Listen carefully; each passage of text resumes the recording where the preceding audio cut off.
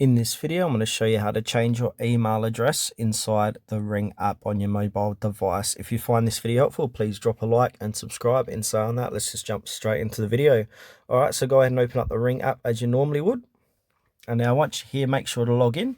Once you're logged in, you'll be brought to this page here.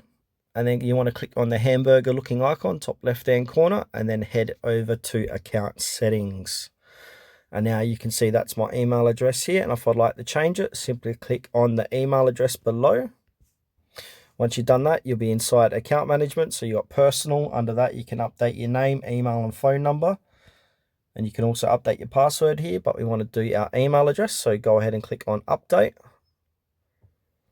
And now put in your password. All right, the password has been added in. Then click continue. And now you need to verify your code here. So verified code. And now from here, you can put in your new email address, confirm your new email address, and then click on change email. And that will go ahead and change that email address for you inside your Ring app.